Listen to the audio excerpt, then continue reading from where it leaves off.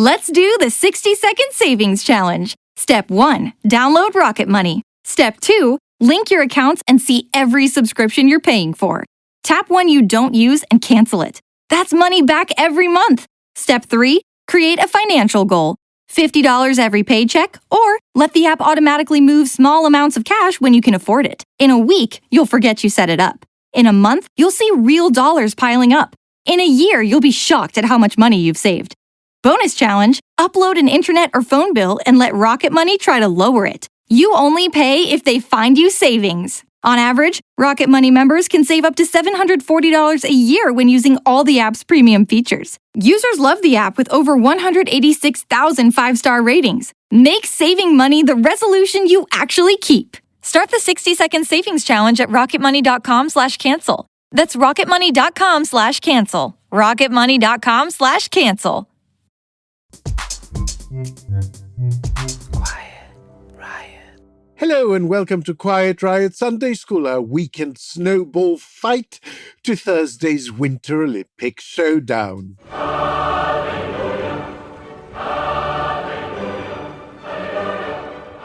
I'm Alex. And I'm Kenny. Alex, I happen to know that you've been burning the candle at both ends and in the middle while you get Odyssey up to speed. How much sleep have you had in the last 24 hours? 24, try 48. Nothing. Honestly, I don't even know what's happening at the moment. I'm in a sort of This is not a bad thing. autopilot. No, honestly, I'm in a sort of autopilot. I think I will probably do the best Sunday school I've ever done, but have no idea what I actually said. It's good to have an excuse. And I am entirely relying on you to sort of nudge me if at some point I switch into making dolphin clicking sounds instead of saying human words, because it is completely possible. Listeners, you're now in the hands of one man who has not slept for 48 hours and one man who slept for 3.5 hours last night. Excellent. I mean, you might as well just take the drugs and be done with it. Have you spent your entire life behaving this way? Yes, I have. I think I have been in essay crisis for roughly 40 years. And it's beginning to get on my nerves, to be honest.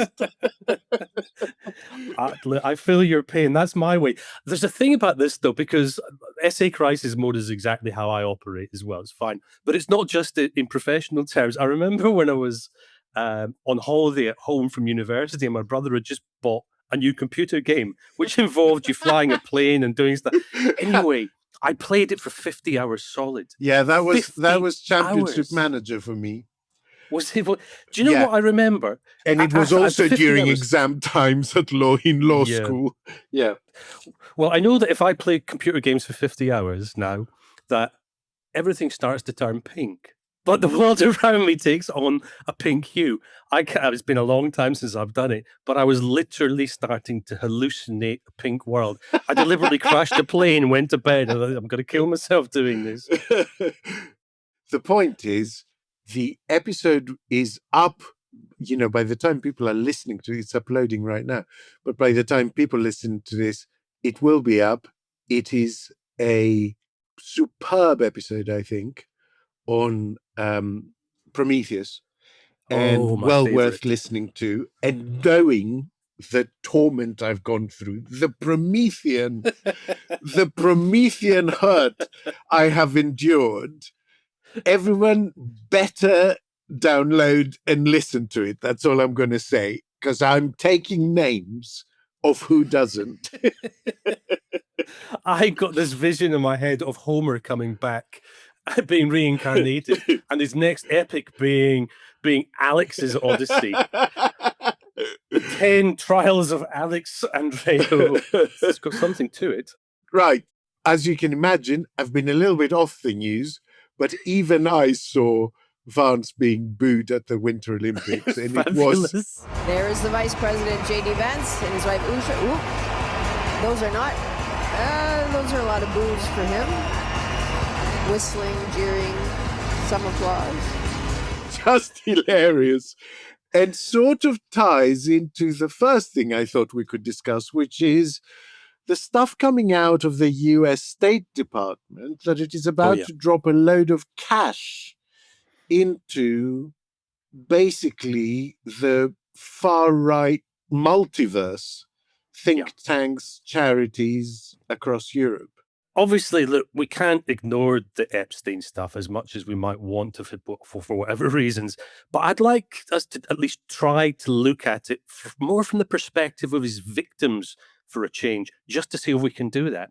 Yeah. And then I think you have a little bit of a grin and share it for us. Yes, I have a last minute change just on the basis of something that dropped into my timeline that I'd completely missed and put a smile on my face. And is politics adjacent? Well, perhaps you'll have to wait and see.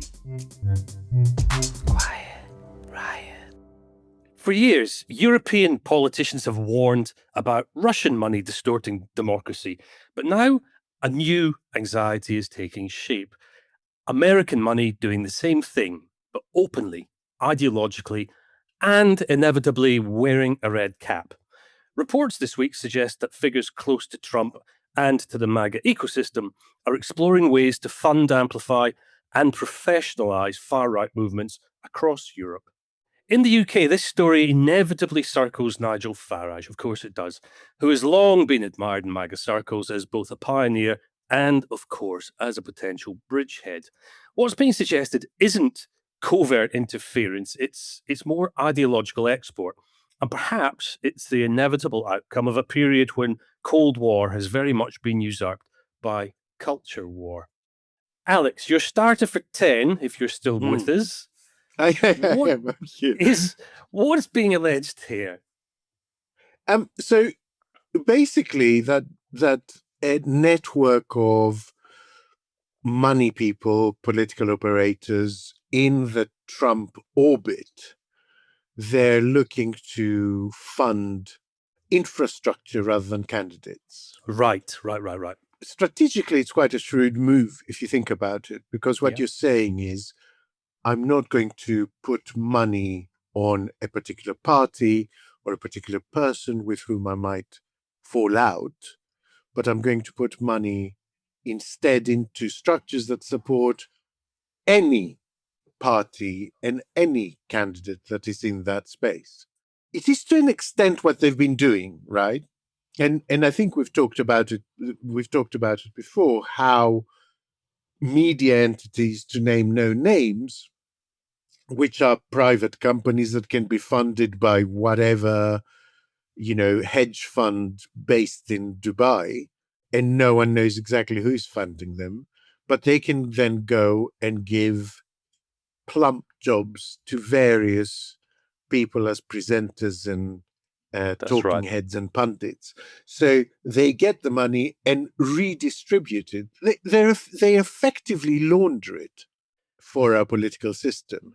And so that's been going on for a while. And it's first of all, it's a smarter way to operate. Second of all, I remember something that Peter Gagan told me, that it's a much more efficient way of doing it. Like, you get a lot more bang for your buck. Absolutely.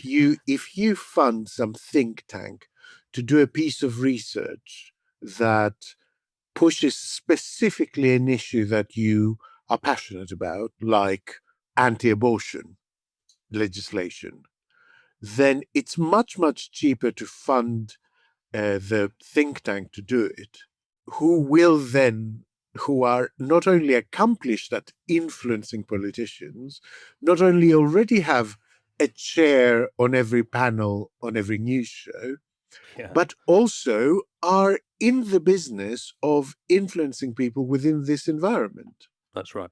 They do their job to you for half the money. And I think what really struck me was that everything you say is absolutely spot on. What they seem to be doing here is going a level deeper, even than those think tanks. In other words, they're really building huge, potentially anyway, solid foundations that think tanks and influencers and broadcasters and everybody else can sit on top of, in the knowledge that there is that financial and professional support network there.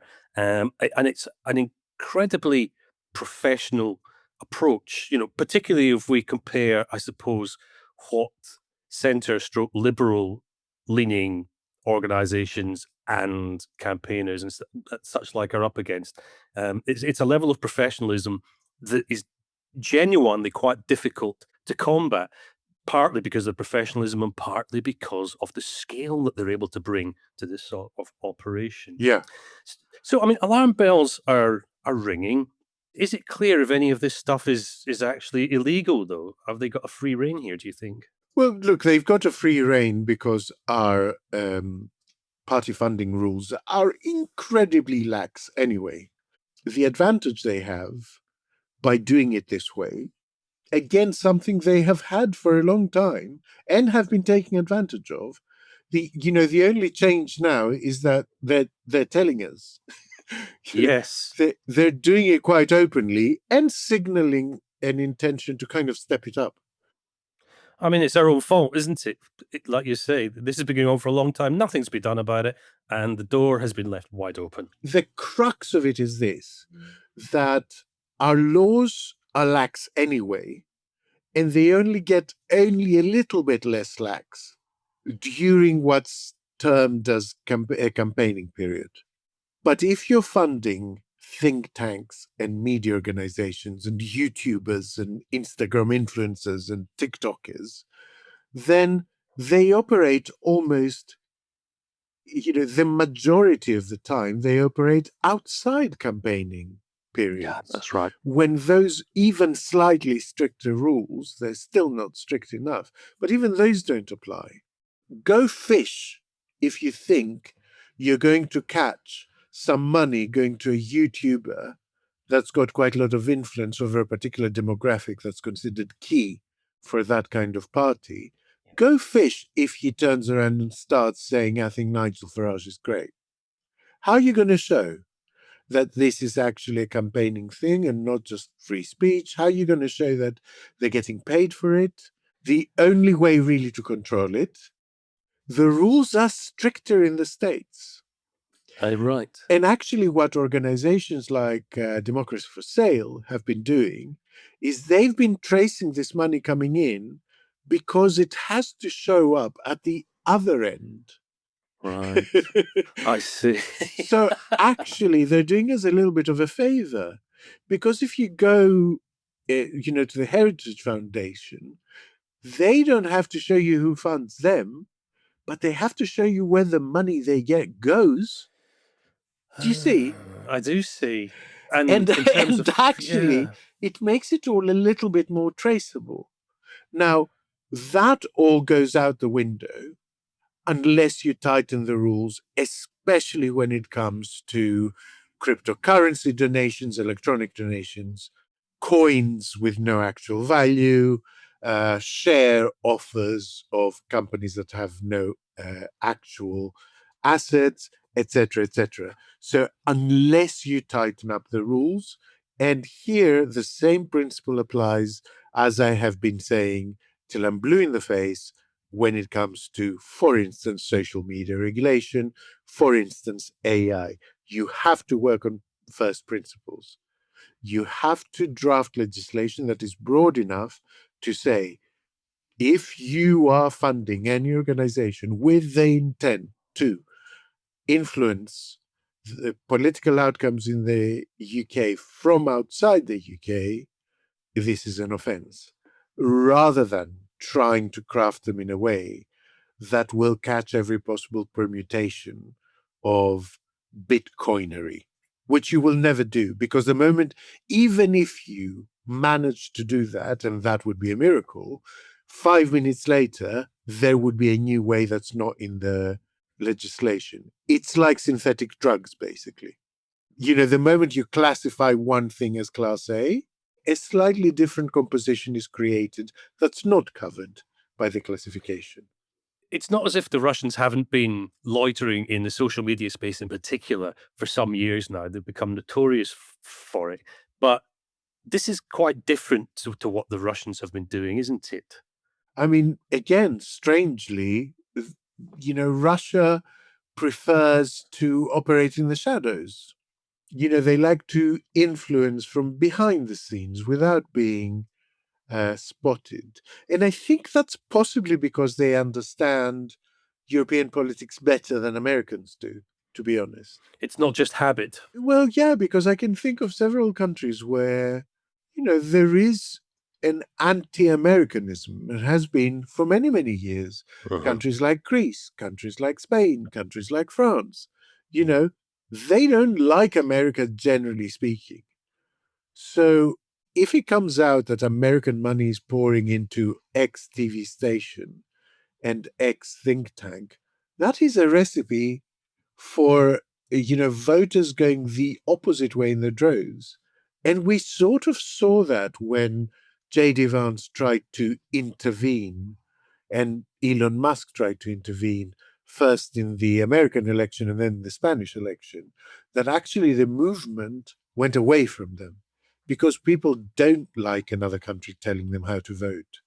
Even more than Americans don't like it. And Americans really don't like They really don't know. Like, if the European Union got together and decided it would do an equivalent scheme for liberal think tanks in the US, it would be considered a declaration of war by the Trump regime. It's a fascinating sort of conundrum in that respect. I mean, this approach is very much not about the CIA coming in and doing things behind the scenes and then having some sort of plausible deniability. It's very much more about America and MAGA going, well, of course we support these organizations. Of course we want them to do better. And that openness, I think, is going to make it very much harder to counter what is being suggested here without accusations of censorship or bias being thrown around inevitably, which I suppose is exactly the point, isn't it? Yeah, I think that is right, but it's not without risk. Anyone who thinks on the American side that this is without risk, I advise you to go and study, the global financial crisis of 2008. There are risks to interconnectedness. There are strengths to creating a very obvious network, but there are also reputational risks. If MAGA goes tits up, if MAGA oversteps a line that is unacceptable to the people of Germany or Ireland, then anyone that's taken MAGA money is tainted by association. Yeah. So you have to be really, really quite sure that the star to which you are hitching your wagon is not about to fall. Quiet, Riot. You didn't start a business just to keep the lights on. You're here to sell more today than yesterday. You're here to win. Lucky for you, Shopify built the best converting checkout on the planet. Like the just one tapping, ridiculously fast acting, sky-high sales stacking, champion of checkouts. That's the good stuff right there. So if your business is in it to win it, win with Shopify. Start your free trial today at shopify.com/win. Quiet, Riot. The smart move would be to do it covertly. This is a typically masculine, I don't care, in your face thing that MAGA loves to do. And it's probably seen as being most valuable as a sort of psyops, to kind of punk European liberals, to scare them. But I do think it's a very risky strategy compared to the alternative, which is to do it surreptitiously. I mean, my initial thought when I first read the piece in the FT this week was, yes, well, they're going to do this, but that doesn't mean that they're going to stop doing the other stuff as well. That's going to go on. And this, in some ways, I do wonder whether it's a distraction. They're not going to strip money. We know they're spending money in this sort of stuff a lot, but it's not an either or where the US is concerned. This is going to be a play that's made in addition to whatever it is that they're doing behind the scenes that we are not getting to read about in our media, not yet anyway. Is Farage, we have to bring him in. Is he mentioned explicitly in all of this, or is he just doing what he does quite often and hovering nearby, awaiting an opportunity? He's sort of mentioned as an example rather than, Right. we're sending him X amount of cash.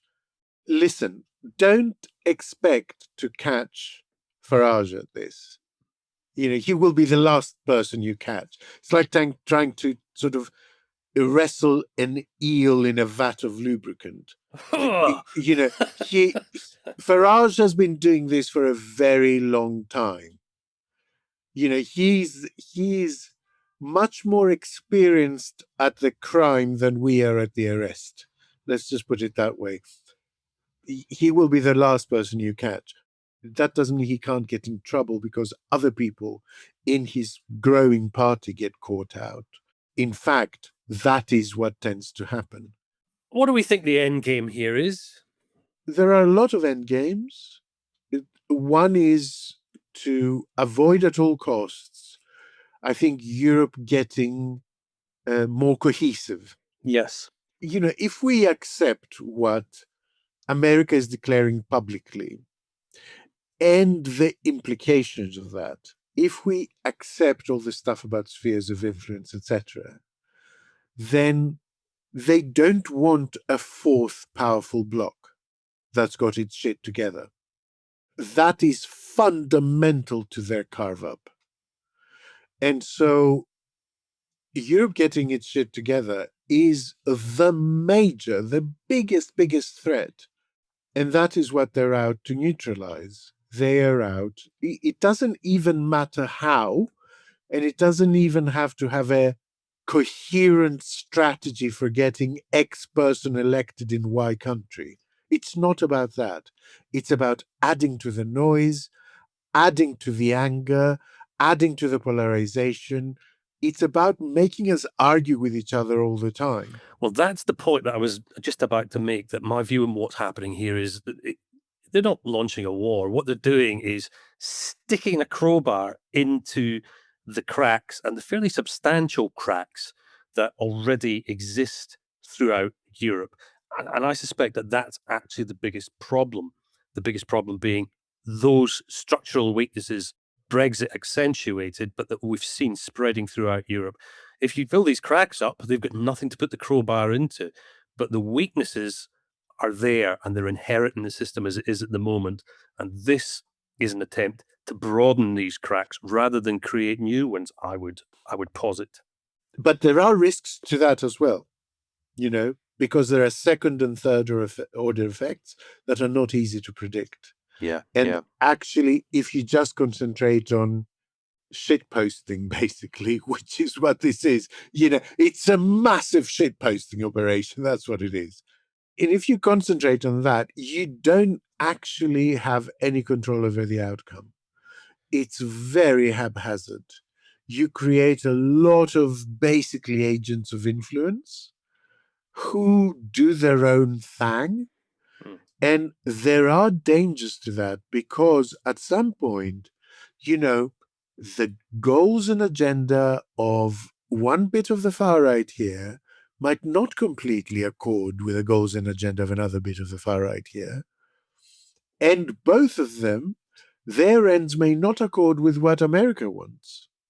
And already you have in this space Russia trying to influence things, and probably China trying to influence things.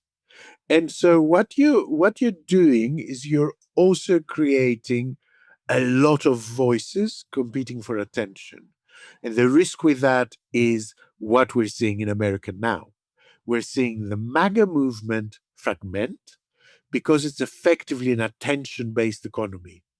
A lot of people make a living by being the YouTuber people go to, the podcast people go to, etc., by being, more sensationalist, more toxic, more cock-swinging than everyone else. And so by creating an environment that is very rich tapestry of that kind of control, you're creating quite an unstable, quite an unreliable environment, at which point any of them might turn on you and say, I've now converted. I've seen the error of my way. Like, what happens if the biggest, most influential MAGA YouTuber suddenly turns around and says, I think he's lost it. I'm with Marjorie Taylor Greene. Quiet Riot. By the time I hit my 50s, I'd learned a few things, like how family is precious. Work can always wait. And 99% of people over 50 already have the virus that causes shingles. Not everyone at risk will develop it, but I did. The painful, blistering rash disrupted my life for weeks. Don't learn about your shingles risk the hard way. Talk to your doctor or pharmacist today. Sponsored by GSK. Quiet Riot. Jeffrey Epstein didn't just get away with abuse because no one spoke up. He got away with it because when victims spoke up, institutions made a conscious decision not to listen. Survivors have described the same patterns for decades: grooming disguised as help, money used as leverage, silence enforced through fear and disbelief. The Epstein story isn't going away, but the focus remains very much on the celebrity and now security side of things, with the victims often appearing to be bolted on as a sort of afterthought. Discussing Epstein's victims can be tricky because most of them wish to remain anonymous, but that doesn't mean that they want the truth to remain hidden. Far from it. The stories of those victims are central to understanding not just what happened on Little St. James, but how grooming operates much more broadly. Kenny, it's self-evident, but why should this conversation start with victims? And why does it so rarely do that? I mean, you'd love to think it was self-evident, wouldn't you? Because it's quite clearly the right thing to start with victims from a moral standpoint. But it's also critical because victims can show us exactly how these crimes are possible, while doing what's been happening largely up until now, which is focusing purely on the powerful associates that Epstein had. It turns it very much into theatre. Now, the theatrical element is important for reasons we'll probably touch on later, but it is very definitely not sufficient. And the repetition is depressing and totally unsurprising. Survivors have described the same pattern for decades.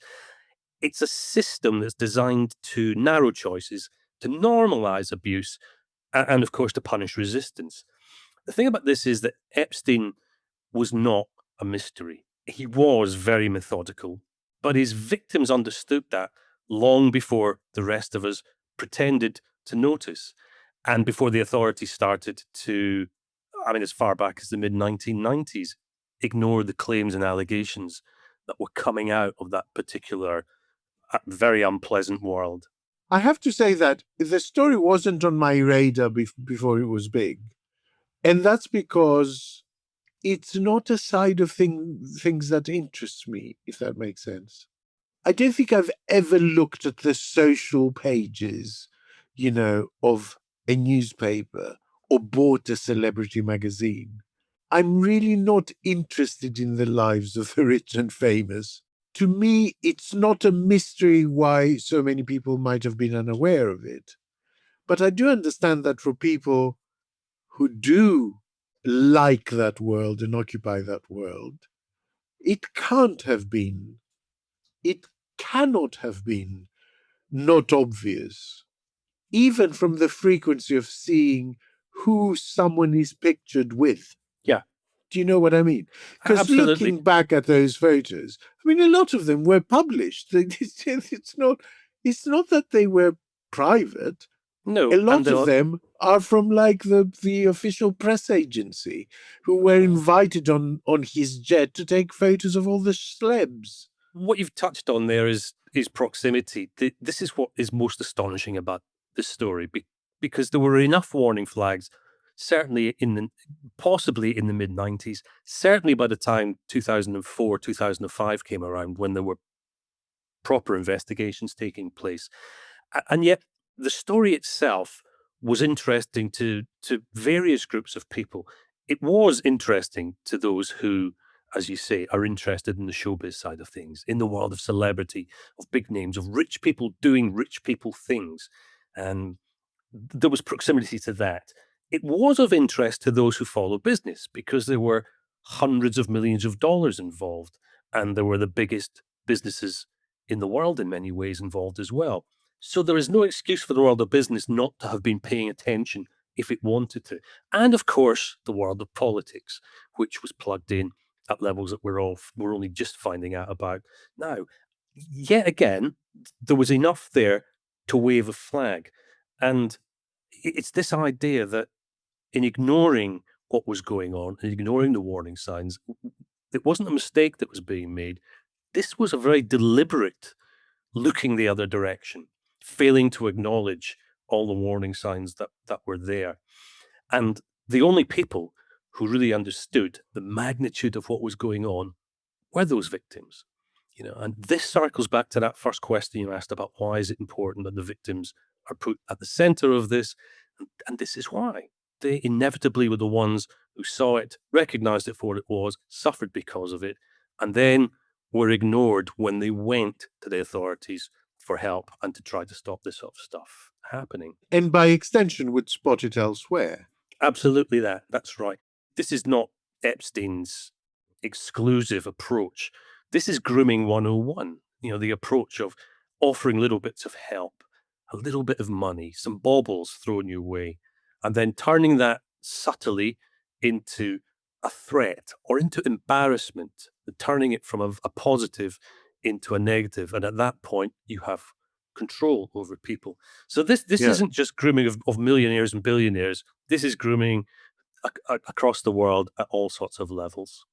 The one aspect of the coverage that I find unconvincing, or at least one that has an alternative explanation that no one seems to either want to consider or has considered, is a reversal of the motives. Because I see a lot of stuff about how power works to insulate people, so that when there is wrongdoing, it's covered up, it's minimized, it's excused. Everyone says, well, you know what Jeffrey's like. And how those two things work hand in hand. The presumption being that power somehow puts you in a position where, you have the opportunity to do this stuff and the temptation is there. But I think there is an alternative explanation. And I think it ties actually into both the people behind the MAGA movement. So those very privileged elites, male elites behind the MAGA movement that would like to see women's rights rolled back and gay rights rolled back, etc., and live with impunity, basically, in a bubble. And I think it links that network with the network of Epstein. And it is this, that I'm not sure that the motivating, the original, the initial, the driving, motivating thing is not that these men want to be able to take underage girls because that's what they like to do. And that is why they go after power. And that is why they go after money.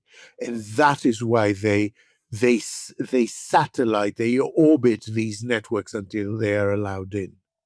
It's like when you see particular professions like teaching, coaching, priesthood, professions of trust with younger people that tend to attract a lot of pedophiles. It's not that they just find themselves there and are somehow tempted by a culture that is permissive. It is that they target those professions because they like to have sex with underage boys and girls. And so I'm not sure that the motivating force behind the entire MAGA movement is not that these people want at their core to have 10, 13-year-old wives and be able to kill a servant that insulted them. I think that might be first, and the power becomes a way of getting there. I think it would be a very safe bet to say that at least some of those that we're talking about would take that approach, because we know that this is the approach that's taken in other walks of life, as you've highlighted. At the same time, there undoubtedly, when the opportunity to behave in this sort of way crops up, there are some who will not have considered it, but go, oh my goodness me, I can play fast and loose with the rules. But because the opportunity crops up as part of their other dealings. There were more details come out this week from the latest tranche of files that laid bare the attempts by Bannon to tap up Epstein for support. And this kind of links to our first piece as well, because he was looking for money not just to support what he was doing in the States, but to bolster European far-right parties and outfits as well. Now, these messages dated back to 2018, 2019. You know, it's quite a long time back. And that was a period when Bannon had been shoved out by Trump, but was regularly visiting Europe and trying to forge a movement in the European Parliament with sort of right-wing, ultra-right-wing Eurosceptic forces. And he was plugged in at that stage. Now, I'm not for one moment suggesting that Bannon was going in there because he wanted to have sex with kids. But to your point about how the MAGA environment operates, the same names and the same sources of funding keep coming up again and again. And at the point where MAGA realizes that those sources are very, very badly tainted indeed, there is no get out of jail clause for it. I think that's the point I'm making. Once MAGA knows, and once anybody knows, in fact, that they're dealing with Epstein and his millions, but they're also dealing with a convicted child sex trafficker, no excuse. And any operation that continues to deal with a man with that knowledge is guilty, is not just guilty by association, but is guilty of enabling this sort of abuse to continue. So it's a very tricky one. You know, for someone else, the driving force might be that they would like to be able to get rid of all Jews out of their country. For someone else, it might be that they just don't like brown people. You know, for someone else, it might be that they think God is talking to them. Yes. We've had enough of those. You know, absolutely. So, but the point is, I find that a lot of people look at the structures of power and think, good Lord, our structures are created in a way that allows quite a lot of wrong-uns in there, you know, and undoubtedly there is some of that. But there is also another side of it, and it is that people who, for whatever reason, do not like to be restricted by the normal rules, seek out those positions because they know that they can get to a place where the rules don't apply to them. The irony being, of course, that in doing that, they potentially make themselves far more vulnerable as well. It might take a long time, but as we're seeing now, that decision all of a sudden puts them at a position where they will be feeling a little bit like they're being victimized. You know, hell mend them. But vulnerability has one huge effect. And what vulnerability does is it magnifies the value of the people you're talking about. Yeah. Whether that's the genuine victims, the kids who are being trafficked, or whether it's, I won't use the word victims, but whether it's the demand side of the equation, the people that we've been talking about, the celebrities, the politicians who find themselves on the wrong side of the law all of a sudden. That vulnerability magnifies their value in the eyes of somebody like Epstein, because of course it's leverage. You know, this is not rocket science, but it's done at a scale that we haven't seen before. Or it has been revealed on a scale that hasn't been revealed before. Yeah. You know, yeah. Kenny, I know that, you know, I fully take on board what you're saying about victims first. Yeah. You know, celebrity theatre second. I get it. And like I said, in my world where I don't find having stuff seductive, and so that's not what attracts me to read a story. It makes perfect sense. Yeah. But in a world that's generally not like that, is there a way to kind of weaponize that celebrity and that power against these people to use the theatre for your own purposes? I'll give you an example. You may consider it outrageous and unfair that the Me Too movement only really took off once you had a sort of beautiful, famous person attached to it. And no one was interested when it was sort of just a second-rate black actress that was kicking up a fuss. But the fact is that by using that celebrity, by leveraging that celebrity, the theatre did bring attention to the whole thing in a way that maybe wouldn't have been possible before. So is there a way to, use the glitz, the glamour, and I'm using that very much in the, in the medieval sense of a magic spell that would mislead people.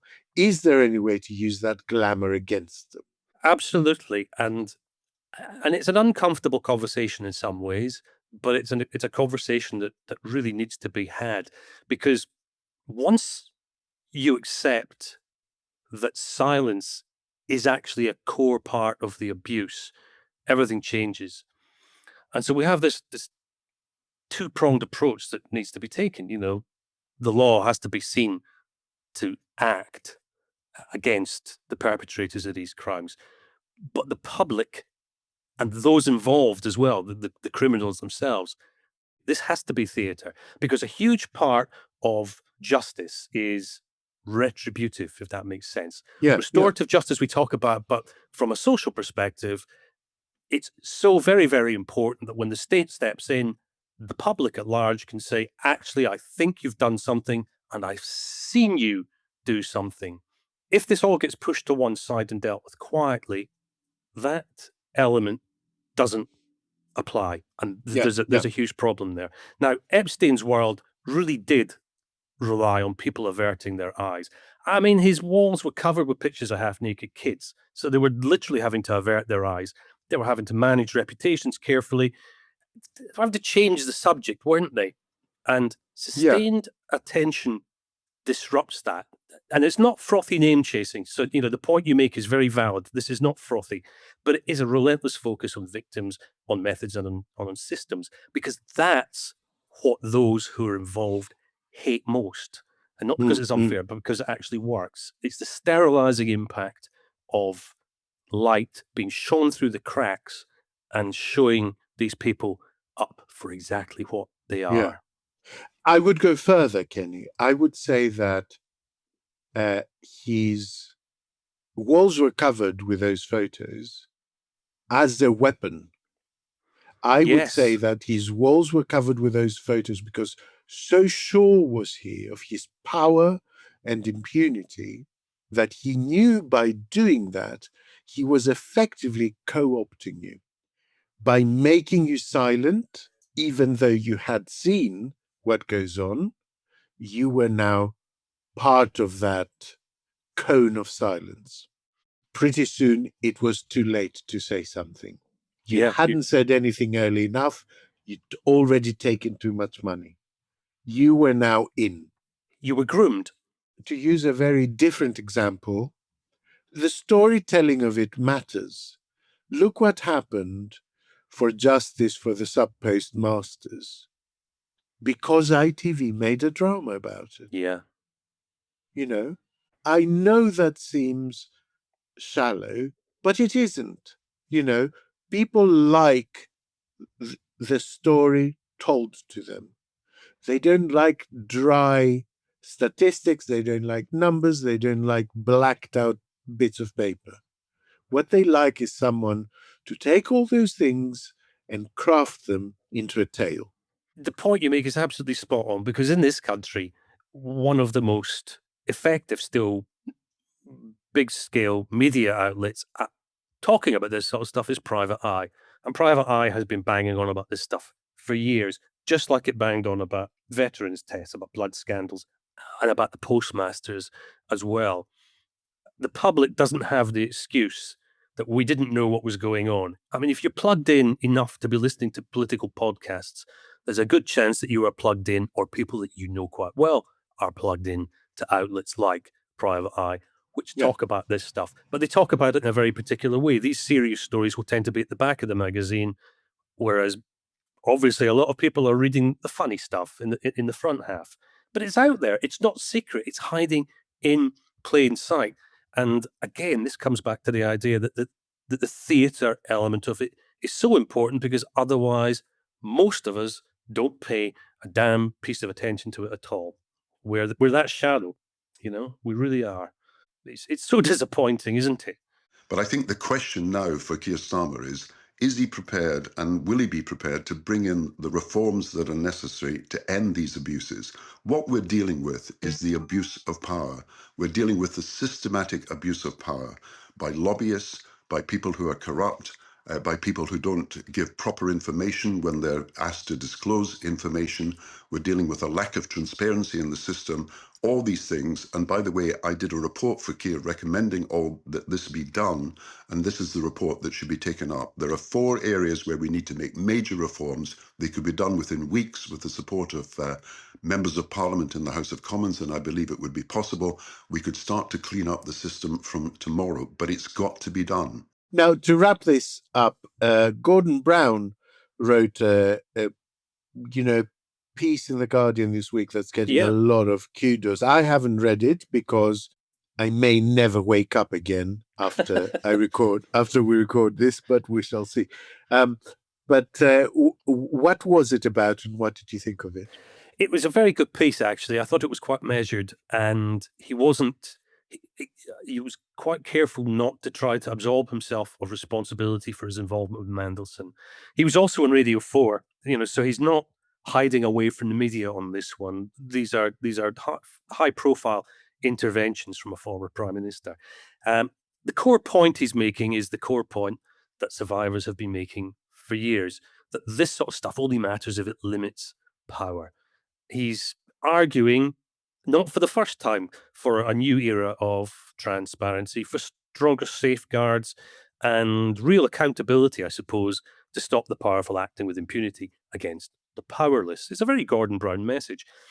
Crucially, he frames this sort of reform as a debt that's owed to victims, though. So his approach is, presumably deliberately, trying to put victims at the centre of changes that have to be made. And it's the victims whose testimony triggered these investigations, we should remember. And his conclusion is blunt, and I think it's overdue.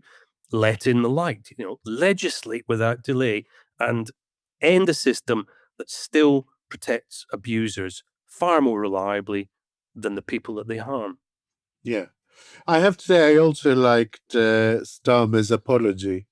I thought it was fulsome, basically, which is what it covered all bases, didn't he?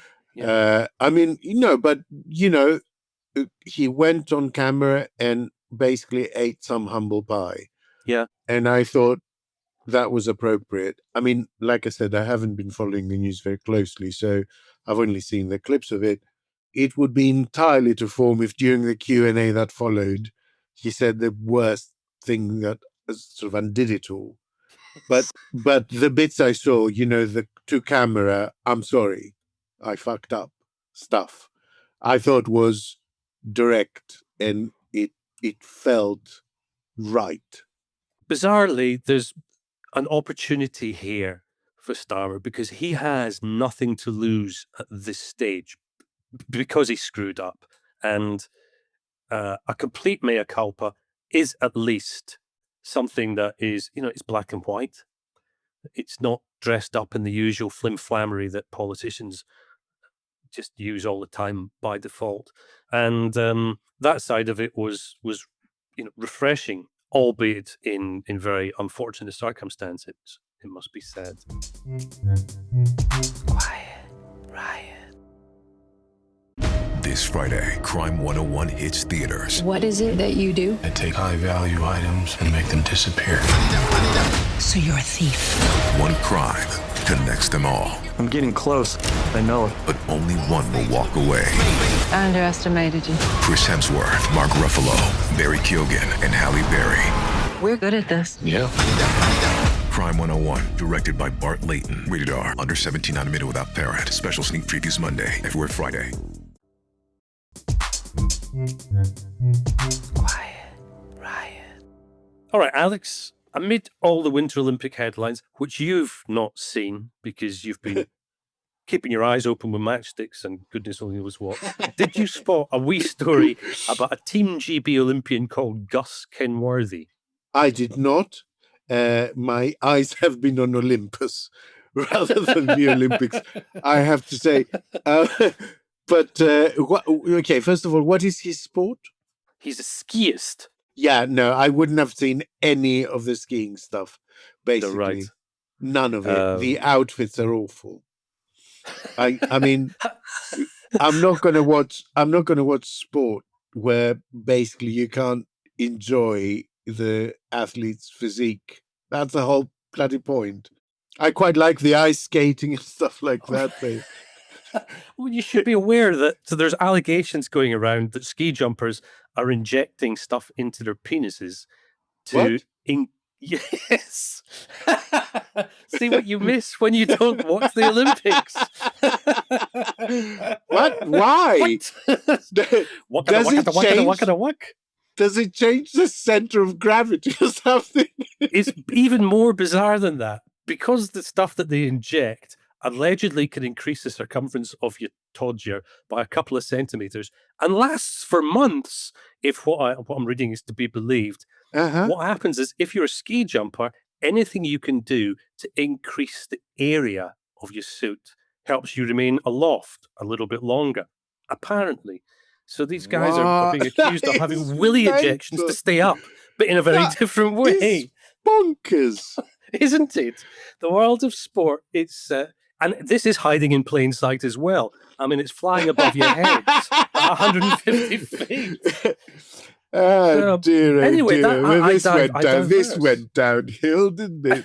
Literally, I see what you did there. It's like the joke where the guy gets stung by a wasp while he's having a wee, and he goes to the doctor and says, "Can you take the pain away, but leave the swelling?"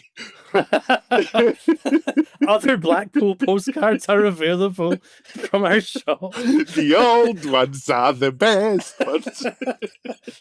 Well, this week's story is it's a small, but it's a beautifully executed act of political communication from the slopes, and it involves willies as well, I'm afraid. So Gus Kenworthy, he found himself this week in some fresh snow with a sense of mischief, and he had a point to make.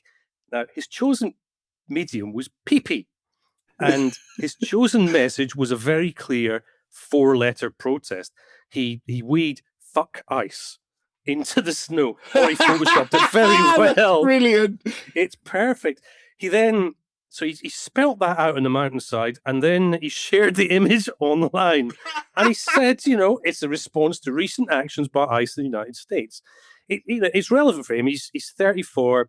He's competing for Team GB in, you asked this, it's the free ski half-pipe. There you go. Now you know.